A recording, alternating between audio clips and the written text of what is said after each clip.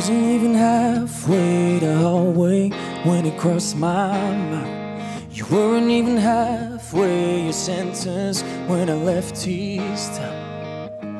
The pictures are still on the wall, but what does that mean if I'm gone? I wouldn't even try to consider that I could be wrong.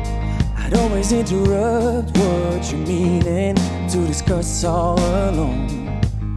I guess it's my turn to back down, but what does that mean if you're gone? My stubborn mind, I hate it that I always miss a sign.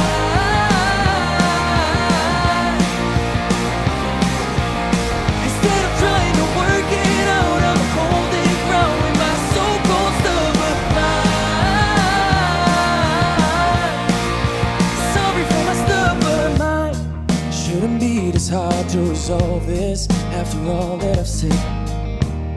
But your walls are built up too high, and I made you this mess. I guess it's my time to get hurt, but what does that